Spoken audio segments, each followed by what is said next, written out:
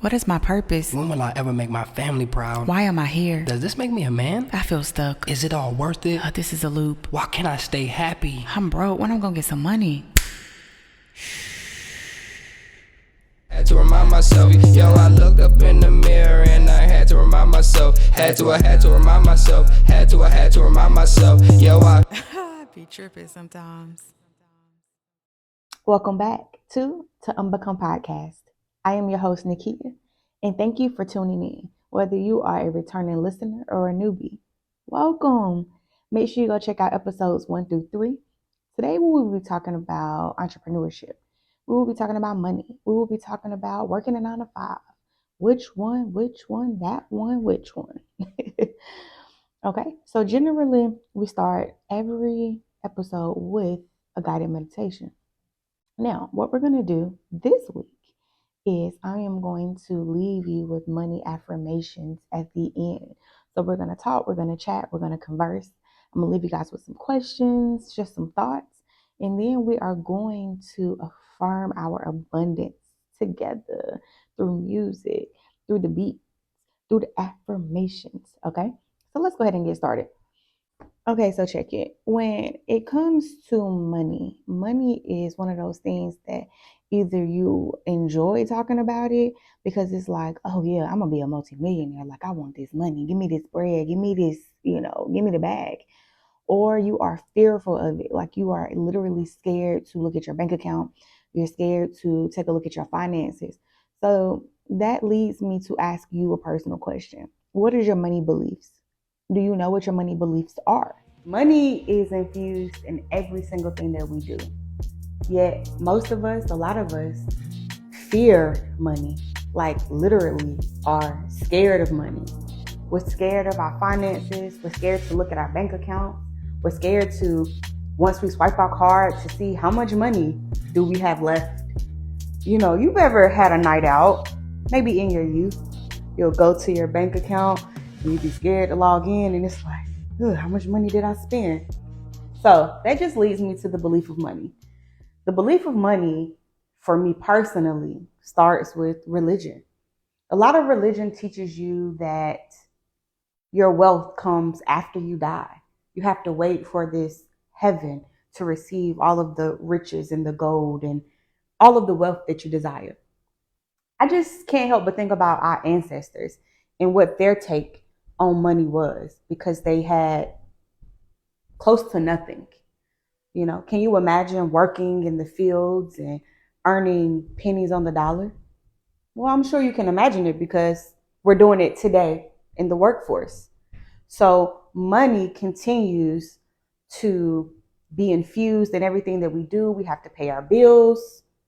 We have to take care of ourselves. It's necessary to survive, to live. But if you're like me, you want to have a joyous life. You want to have a fulfilled, fun life. And that comes with more than just work.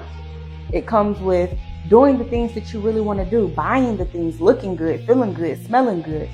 So let's talk about my personal relationship with money.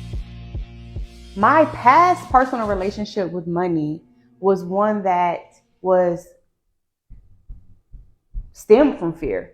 It was stemmed from, oh, do I have enough? Am I going to have enough? So I wanted to save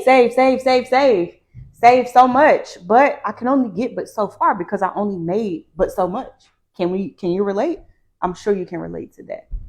So I remember opening a business. It was called Forever Health and Wellness. And in this business, can you believe I had $12,000 to my name, and I flipped that $12,000 to $70,000+. How? I don't even know. I can't tell you. So we're not even going to get into that. But it happened. I did it. I have the proof. Now, when this business closed, I felt in a brief moment that I failed. I didn't have the $70,000 plus to prove, or that made me feel successful. But what this failure did for me is it showed me that I bet on myself every time. So you have the money, you don't have the money. You have the confidence, you don't have the confidence. You feel like a failure, but you know that you can win. So what does that leave me? What does that leave me? So mentally, I had to make a decision. I started to tell myself, I started to hear this tune in my mind. And I want you to say it with me. Money in a bank, money everywhere. Say it with me. Money in the bank, money everywhere. Say it with me. Money in the bank, money everywhere. Say it a little louder like you mean it. In the bank. Ooh, money everywhere. Mean it. Money in the bank, money everywhere. Okay. All right. Yeah. So I had to reconstruct. I had to renew my mindset of money. And so that led me to money affirmations. I am wealthy. I am wealthy. I am rich. I am rich. I am a multimillionaire. I am a multimillionaire. These kind of things you have to tell yourself whether you believe them or not. Because if you tell yourself I'm a failure, you're going to believe you're a failure. So if I tell myself I'm rich, if I believe that I'm rich, then the universe has no choice but to get in alignment with what I think, with what I know. And I know that money is just a belief. It's just a tool that we use. Money is not, even though if you have cash, it's not this tangible thing, because just $1, and I'm gonna have $1, just $1, just the $20 bill is nothing. You can light it on fire and that will burn. But money in this world, in this physical realm, is a tool. So we use it as a tool to get what we need, to get what we want, to get what we desire. I am not a financial advisor. I am nowhere near all the commas in my bank account that I want to see, but I do know that we must understand what our money beliefs are so that we can properly plan and execute to get to where we want to be in the realm of financial abundance, right? So with financial abundance, it's not just listening to money affirmations. It's not just, saying I want to be rich. I'm a multimillionaire every single day. But it's about how you plan. How do you budget? And so, just like I tell my kids, when you get money, you save some, you spend some, you invest some. You can disperse it however you want. You can divide it equally into 3 or, but you definitely want to make sure that you're putting them into all 3 of these buckets because, there may be a moment where you need to pull from this savings because an emergency has happened. And, statistics show us that the average American does not have enough money to cover something as simple as a $300 emergency. So that tells us that the greater population is living paycheck to paycheck. It's another statistic that shows that this generation is making the most that they've ever made, yet they are the brokest and the poorest that they've ever been. So, the cost of living has rose, the increase in everything, whether it's rent, groceries, to your electric bill, like everything has increased. And, you hop from job to job, trying to find something that works for you. And even if you are at your job that you've been at a long time, you're not making enough money to pay all of your bills, to properly send your kids to all of the, extracurricular activities that they would like to participate in, take family vacations, and to do all of these things that you have in your mind. A lot of us have this mindset that if I work for myself, that I won't have to deal with that and I can make the amount of money that I want to make. Let me be the first to tell you, that ain't the truth. Being an entrepreneur is something that takes extreme self-discipline. It takes responsibility and accountability on your part, meaning you have to be so aware of yourself and so confident and motivated and willing to get up every time you fall. With entrepreneurship, yeah, there may be plenty of success stories, but there are plenty of stories of failure as well. And you only fail if you remain there. So as an entrepreneur, I have a nonprofit. I've had a film production company. I've had a health and wellness, which I still have a health and wellness business. And I still don't have the amount of money that I would like to see coming in to my bank account. And so, I've taken all of the savings that I've had and I've invested it into myself. And one thing that I can say is that I've never gone to the point of I've always been able to pay my bills. I've always been able to have a little extra to, if we wanted to take a vacation, to do those type of things. But it was a game of moving money, of knowing how to utilize my credit cards and utilize my savings and utilize my checkings.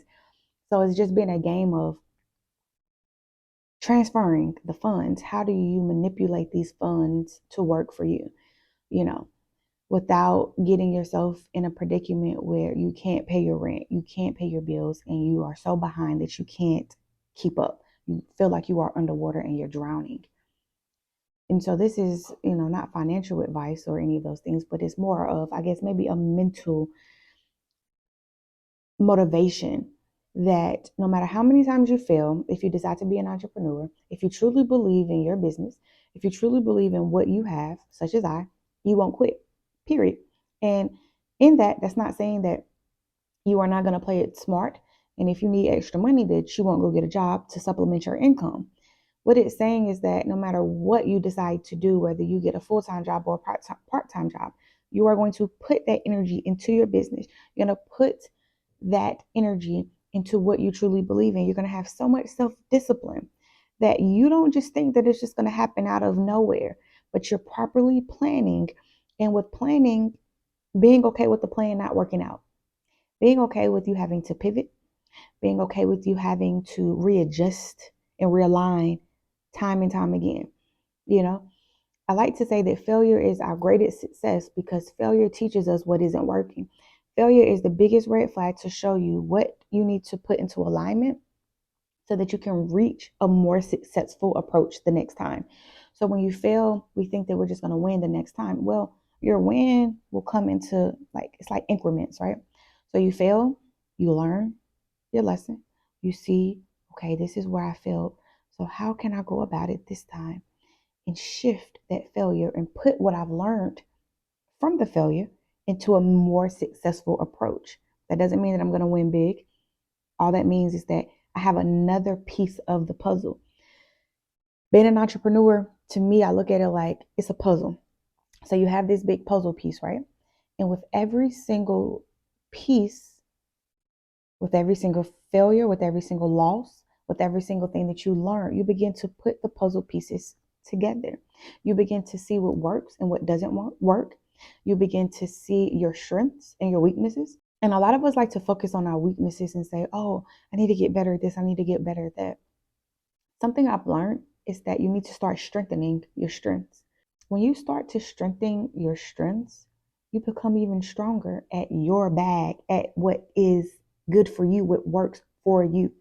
I'm not saying keep your weaknesses at a, flaw, at a fault, and just let them remain weak.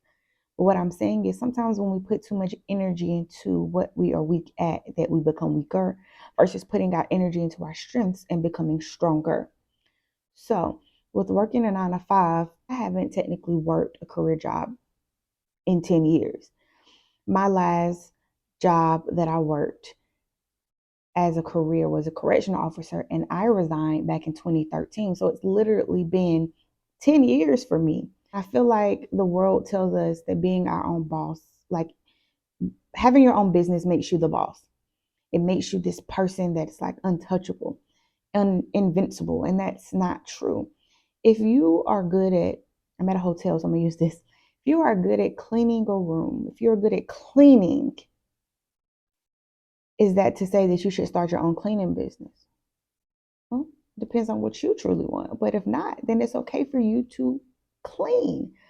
If you are good at teaching, then it's okay for you to teach. Does that mean that you should start your own school? Well, that's totally up to you. But what I'm trying to say is it is okay to have a job. It's okay to work for someone else. It's okay to want to have, dreams and aspirations. You just have to put together a plan that works for you. If you have additional hobbies that you want to pursue, do that in addition to. But there's nothing wrong with working a 9 to 5. My daughter, she said, well, Mom, how many jobs have you had? And we always joke because, I am I like to say a jack of all trades, but really I just enjoy exploring myself to see what works for me. And I'm okay with doing that. And I know,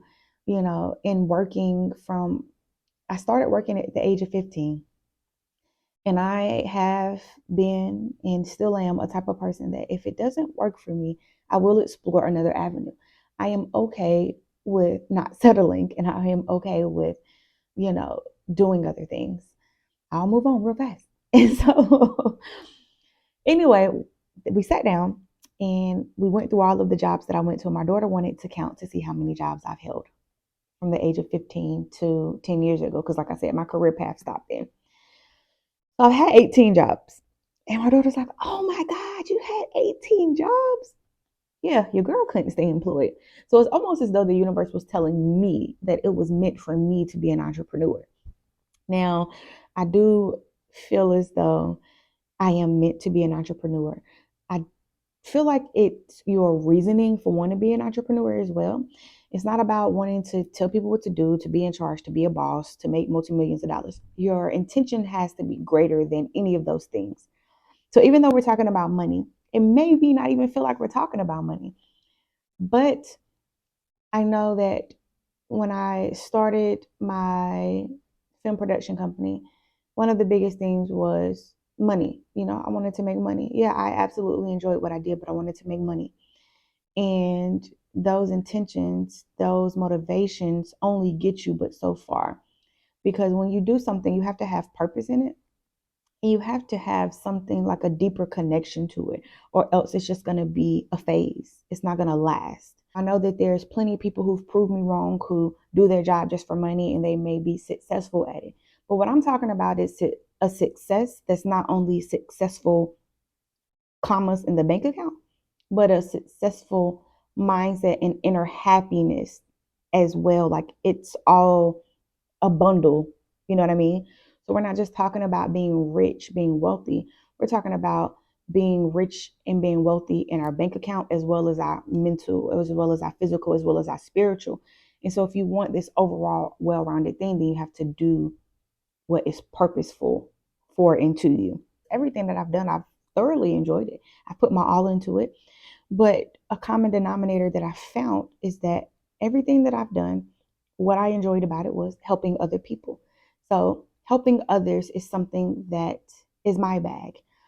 And so with that, with my health and wellness business, with my holistic health business, the reason why I decide, okay, I am meant to be an entrepreneur is because getting a job in holistic health, it may be look like, being a massage therapist or being a counselor or, getting into something such as like acupuncture or, those type of things. But for me, I want to have a wellness retreat.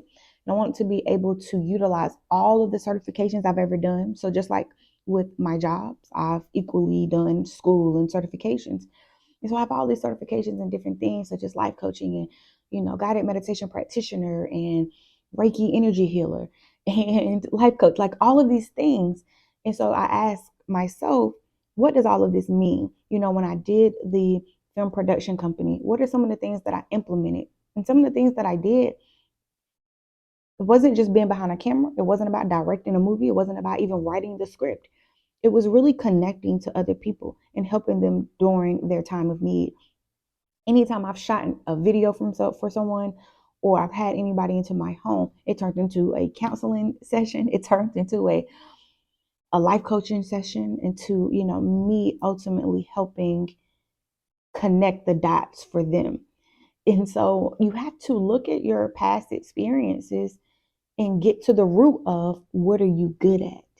Not, okay, if I worked at Home Depot, that was one of my jobs. What did I do? Well, I connected with the customers. And so it's not about your job description, but it's about what you actually do within that job description. What do you do that you enjoy? What do you do and you don't even think about it when you're doing it? It feels like time is past and you don't even know how much time has passed. You're not looking at your clock. You're not looking at your phone. You are just so immersed in it. And so for me, it's health and wellness. And so for you, that may look different. So I want you to ask yourself, what is it that you do that make you feel fulfilled? What do you do where time passes and it doesn't feel like work for you? Now, some days it doesn't matter what you do, you're going to have to work your ass off. Some days you're going to have to just put in the grunt work. You're going to have to do the things that you don't want to do. As an entrepreneur, I found that a lot of us feel that we just want to be the boss. We want to be like, we look at it like a superior and an inferior. And I'm doing this because it's like, okay, superior, like I'm up here, and inferior, like you're down there. And being a boss isn't about me being higher than you, about me telling you what to do. Being a boss is about being a leader and executing that leadership by being an example. By executing leadership is you doing the things that you would ask someone else to do. So, for instance, with my film production company, we would film a lot at my personal home. And, we had teams and crews that did certain things. And so I would never ask somebody to clean up after a set if I didn't clean up after a set. There would be times where we were filming for 12 hours and afterwards I would wash the dishes and I'm mopping the floor and I'm, setting up things. And, I've done every single job, whether it was cleaning up, whether it was filming, whether it was writing, whether it was, you know, um, lighting and sound. Like, you have to be able to put yourself in everybody's position if you really want to be a true leader. Because how can I say, hey, I need you to do this if I've never done it, or if I'm not willing to do it? How can you expect somebody else to be open and willing to do something that you're not? So I want you to look at entrepreneurship as honestly you being a server, like you're actually serving others versus you being a boss of things. So that's how I like to view my role in my businesses. I am here to serve. And in that, I believe that I will attract others that are willing to serve so much that they will respect my leadership and then they will listen to my ideas. But the room is also open for correction and, for everybody to have a voice.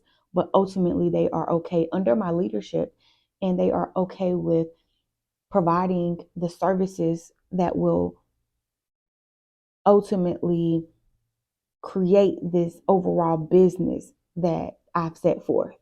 I hope that makes sense. We view certain jobs as less than or lower than, like it's inferior.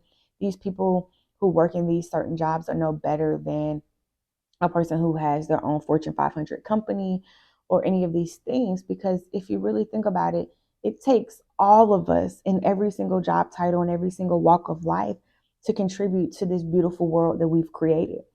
You know what I mean? So when you're talking about walking into a Fortune 500 company, who are keeping those toilets clean? When you come on a business trip and you are in a hotel, who are keeping these rooms clean? And so it's much gratitude and appreciation for every and anybody that are working a 9 to 5, that are working, and you're taking care of your family, you're taking care of yourself, and you're, trying to make ends meet. And so I just want to just instill some motivation and some encouragement and some love and some gratitude, because seriously, we have to come together and see that it takes all of us to make this work. In life, we're told, oh, you're special, you're meant to do this, you're meant to do that.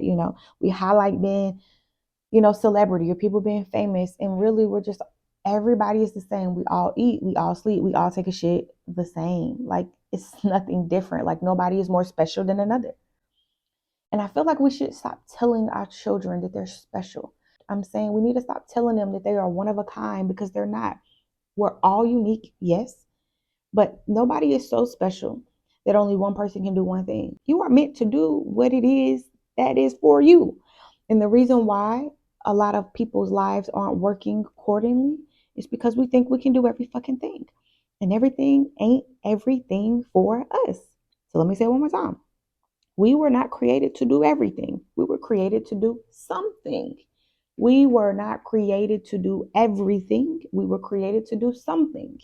So I no longer tell my children, hey, buddy, you can do anything. Yeah, you can, but should you? That's the real question.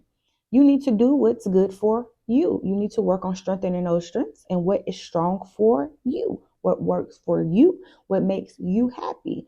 Because when you start telling your kids they can do anything, then you start opening up the possibility. And it sounds a little weird because it's like, well, wouldn't you want to open up your kids to know that everything is possible? And I never limit my kids. But what I'm saying is, I feel like when sometimes we are presented with all of these options, we become indecisive. We lower ourselves, we start questioning ourselves, and I feel like we don't tap into our full potential. So if little Timmy, if your kid, little Timmy, let's just name him little Timmy.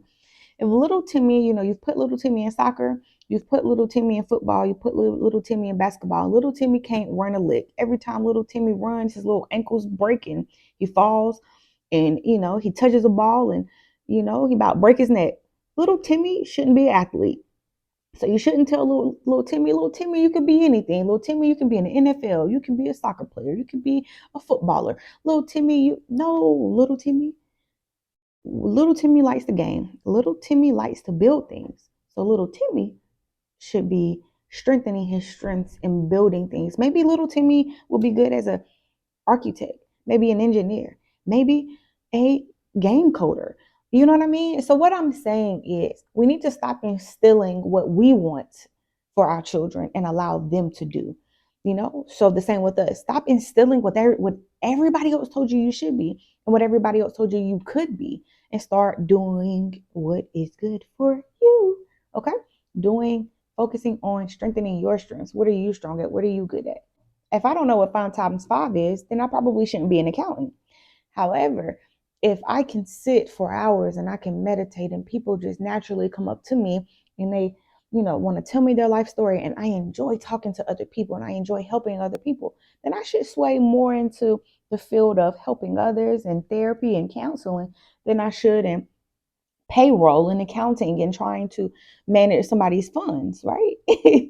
And so all I'm saying is we're not meant to do everything, but we're meant to do something. So it's okay to not tell our kids and to tell ourselves and to live in the realm of I can do anything, because then we are telling ourselves a lie. We are limiting ourselves by telling ourselves that, because then your mind is just wandering and you're not having a certain aim. You're not having a certain focus. You're not having a certain discipline, a certain control. And then where does that leave you? It leaves you in confusion. It leaves you in a state of, oh, I'm not happy. I don't really know what I should be doing with my life. It's okay to know. It's okay to know. So I want to stop. And I want you to take a breath in through your nose. Breathe it out through your mouth. Take another deep breath in through your nose. Breathe it out through your mouth. I want you to begin to just relax. Relax your shoulders. Relax your jaw muscles. Just allow your body to relax and just go back to your normal breathing pattern. And just take a moment. Just let the thoughts flow as they flow. But begin to just roll your eyes in the back of your head. Close your eyes if you can. If you're driving or you're not in a position to close your eyes, keep your eyes open and keep your ears open. But just kind of gaze out, zone out. Begin to go into a daydream and just see nothing. Now I want you to take an inhale in through your nose. Breathe it out through your mouth. What makes you happy? What do you enjoy doing? Just remain in this calm state. What brings you pleasure? If you could have any job, any title, anything to do for money, what would that be? Whatever is coming to your mind now, don't fight it. No matter how small, whether it's being a cashier, being a CEO, being a housekeeper, being a basketball player, like whatever comes to your mind. I don't care how old you are. I don't care what you're doing for work at this moment. Whatever comes to your mind, I want you to hold that and breathe it in through your nose. Breathe it out through your mouth. What are you good at? What are some of your strengths? I want you to begin to take in these strengths, accept these strengths, and over this next month, we're going to manifest these strengths to gain momentum, because you're going to strengthen these strengths. We're not going to focus on anything else but our strengths this month. Take another inhale in through your nose. Breathe it out through your mouth. I want you to understand that you are not meant to do everything. You are meant to do something. That just may mean that you are meant to be a mother in this season of your life. You are meant to be a father in this season of your life. You are meant to just go on a healing journey in this season of your life. And that's okay. Breathe it in through your nose. Breathe it out through your mouth. Now I want you to begin to just feel your way back. Begin to open your eyes. And I just want you to know that you are okay where you are, but it's okay to want a different path. It's okay to know what you want. It's okay to make a decision about what you want and to walk into that decision. It's okay to work a 9 to 5 while building your own brand, while building your own business. It's okay that if you are an entrepreneur and you're wanting to go back to a 9 to 5, that is okay too. Whatever path you take is yours to follow. Whatever path you take, it's your path. There's no right or wrong way. Every way is going to come with ups and downs and all around. Every path is going to come with its pros and cons. It's good, it's bad. Every path is going to come with its loss and failure, its win and success. Every path that you take is going to have all of these aspects. So you are making the right decision. You make the decision that is best for you. Now, I want you to ask yourself these questions. What is my money belief? What do I believe about money? When you hear the word money, what words come to mind? What do you associate with money? And you can journal this, you can write these down, you can type them, you can say them. How do I feel when I talk about my finances? I want you to notice, are you feeling anxiousness in your gut? Do you feel calm? Do you feel peace? Do you feel anxiety? Do you feel anticipation, excitement? Write all of these things down. Frustration, worry. What do you feel when you think about your finances? Are you comfortable talking about your finances? Why or why not?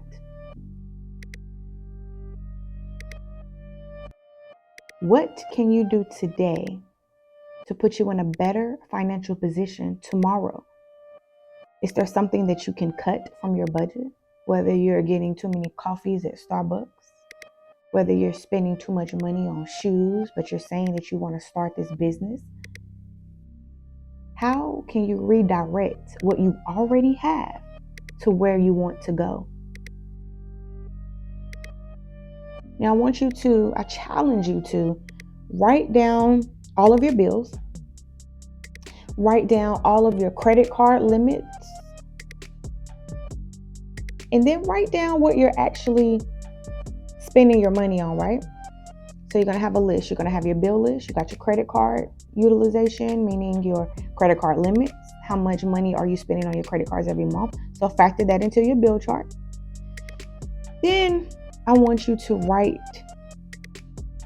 what is it that you want? Like, where are you aiming? Where are you going? Right? What is it that you want to succeed at? What is your goal? What is your aim? Right? How much is this going to cost you? So I'll just give you a general example. Okay. So I write my bill chart. So that'll be like my rent, my water bill, my light bill, my credit card bills. If you have a car payment, that would be your car payment, your car insurance, and any of those monthly bills, right? And then for your credit cards, I would just go look. So, okay, let's say one of my cards, I have a $10,000 limit and I spend about $3,000 on that credit card every month. So that would be my credit card utilization. Okay, if I have a $1,000 credit card limit and I spend $500 a month, then that would be my credit card utilization. Then what I want you to do is I want you to go and look at these credit cards, because a lot of times with our credit cards, that shows us what we're spending that we don't necessarily need, but what we are desiring, what we want in the moment. So whether that's your debit card or your checking account, it could be your checking account as well. But I want you to go and look at what you're spending your money on. Is it fast food? Is it clothes? Is it shoes? What are you spending your money on? So I want you to write these things down, right? Then I want you to go and start crossing out things that you don't need, crossing out things that aren't serving your highest good, that's not serving that goal and that aim that you've set, right? So if it's my goal to save $10,000 to invest it into my company, to invest it into entrepreneurship, right? So I have a goal of saving $10,000. So I'm writing my bill chart. I have my credit card utilization. Now I have the things that I spend my money on. So it's like, oh, dang, okay, I see where I've been getting a coffee every Monday.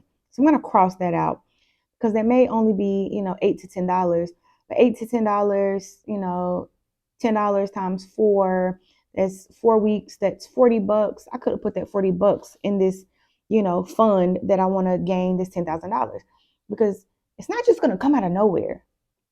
You have to begin to build it. You remember I told you it's like a puzzle piece. You got to put puzzle piece by puzzle piece. And that looks like $10, $20, $40, $100. That looks like putting these little increments away because they will equate to what it is that you need, right? Okay. So then I want you to start crossing out, oh, you know what? I didn't need a new pair of shoes. Because if I say I want to be my own boss, I'm going to have to make some, sacrifices. Or if I want to take a family vacation and this vacation costs $5,000, then it's okay for me to go on vacation and wear some sweatpants, nice little jogger set. I can wear a pair of shoes that I already have because I want to experience something different in my life. So if you want to experience something different, you have to do something different.